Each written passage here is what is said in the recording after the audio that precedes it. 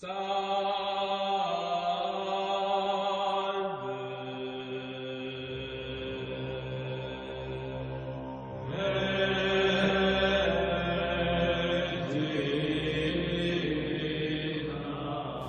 je suis parti à Djibouti en 2003 dans le cadre de l'armée française et puis j'ai eu la bonne idée, je crois, de me mettre au service des Djiboutiens eux-mêmes et pas seulement des Français expatriés dans le cadre de leur vocation militaire. Et c'est comme ça qu'en 5 mois, j'ai eu la joie de voir 12 musulmans dont je vous présente ici leurs photos. Voilà, n'est-ce pas, 12 musulmans, hommes et femmes, qui ont demandé le baptême. Hein?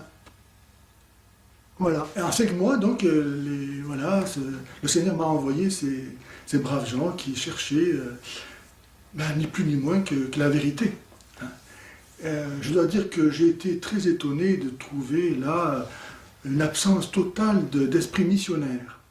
Je me souviens qu'un dimanche, je suis parti à 4 heures de route de Djibouti, un village qui s'appelle Tadjoura, qui est le premier lieu d'implantation de la France.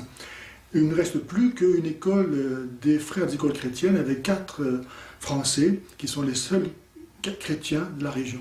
Donc j'allais célébrer la messe pour eux et en arrivant un peu en avance, je me suis proposé d'évangéliser voilà, qui j'allais trouver. Et j'ai trouvé les 3 professeurs musulmans de l'école, professeurs de mécanique, professeurs d'électricité, professeurs de maçonnerie, qui avaient été formés en France, leurs études ayant été financées par l'œuvre d'Orient pendant 1 an et demi à 2 ans. Et donc, je leur ai demandé s'ils avaient visité la France. Mais oui, ils connaissaient le Mont-Saint-Michel, Béziers, Grenoble. C'était promis. Est-ce qu'ils étaient allés dans les églises? Ben oui, donc très bien. Est-ce qu'ils ont rencontré le Seigneur Jésus? Ah non. Alors je commence à leur parler de Jésus. Et là, l'un d'eux, très rapidement, me dit, mais Père, ça fait 20 ans que nous sommes dans cette école, et vous êtes le premier père à nous parler de Dieu. Et donc je me suis rendu compte, vraiment, dans sa voix, il y avait comme un sentiment d'amertume, de révolte, parce qu'on l'avait jugé indigne, parce que musulman, d'aborder ces questions. En fait, on ne voulait pas les évangéliser. On soupçonnait que toute démarche vers l'Église ne pouvait être que motivée pour des intérêts matériels, hein, pour avoir un visa, pour augmenter leur niveau de vie, etc. Un jour, je leur ai dit à mes catéchumènes, je leur ai dit, vous savez, vous demandez à rentrer dans l'Église et déjà vous souffrez de la part de vos anciens coreligionnaires, parce que je me souviens que, par exemple, Idriss, un jour, me disait que dans son quartier, lorsqu'il allait acheter du pain, le boulanger, devant tout le monde, prenait son argent et le laissait tomber comme ça en disant « Je ne vends pas du pain aux chrétiens ». En 2003 à Djibouti. Et d'autres comme ça. Et donc je leur disais, vous souffrez déjà parce que vous venez à mes cours de catéchisme, mais vous n'imaginez pas que vous allez être bien reçu dans l'Église, malheureusement, parce qu'on vous soupçonne de demander le baptême pour des intérêts bassement matériels. Et alors j'avais proposé à Monseigneur Bertin, qui est l'évêque du lieu, quand j'ai vu qu'en 5 mois on avait ces catéchumènes, et la veille de mon départ, l'un d'entre eux, Moumine, je me souviens, qui avait 40 ans, et qui d'ailleurs avait commencé à être évangélisé 12 ans avant par une radio évangélique du Kenya, et il s'était ouvert à ses collègues de travail sur le port de Djibouti, qui lui ont cassé les doigts d'une main. En représailles, il a été obligé de partir pendant 2 ans en Érythrée. Et puis il est revenu et il m'a demandé le baptême.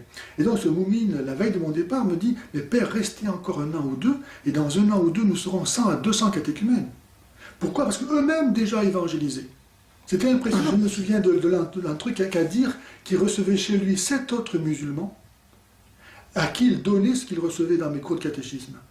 Et ces 7 autres musulmans n'avaient pas le courage de venir, mais lui-même, tout catéchumène, à peine catéchumène, il évangélisait déjà. Et donc je voyais vraiment que si on avait eu le désir d'évangéliser, on avait une moisson fantastique. Et donc j'avais dit à l'évêque, écoutez, mais nous qui sommes occidentaux, pourquoi ne pas créer, avec ces braves gens qui sont là, une communauté, et on va leur apprendre à partager, et comme on fait les jésuites dans les réductions du Paraguay, créer une communauté qui, selon les principes évangéliques. Et ça sera le meilleur instrument d'évangélisation. On crée des structures, des ateliers qui permettront à ces gens de gagner leur vie humainement, de ne plus être dépendants de la société musulmane qui les rejette et de pouvoir créer une communauté de vie et d'amour, de partage, qui sera vraiment le meilleur moyen pour donner envie d'être chrétien. Parce que tous ces pauvres gens qui sont là, et qui, quand ils verront que là, les gens vivent, travaillent, assument une vie humaine, épanouie, équilibrée et chrétienne, mais comment ils pourraient ne pas désirer devenir eux-mêmes chrétiens? C'est comme ça que l'Église s'est répandue. Au départ, on disait, en voyant les chrétiens qui partageaient tout, qui mettaient tout en commun, mais c'est moi, je veux vivre ça. Donc c'est à partir de là que est venue ma vocation, si je peux dire, d'évangélisateur des musulmans. Parce que j'étais en contact quotidien avec les musulmans et je me devais de leur apporter la bonne nouvelle. Et avant de partir, j'ai laissé un plaidoyer pour les affermir dans la foi, pour leur donner des réponses, pour qu'en mon absence, ils sachent comment un peu au moins faire face aux critiques qu'ils allaient avoir à assumer. Et de là est venu mon petit livre qui s'appelle Éléments pour le dialogue islamo-chrétien, et mon désir ensuite de continuer ici en France. Effectivement, il y a eu des baptêmes, hein.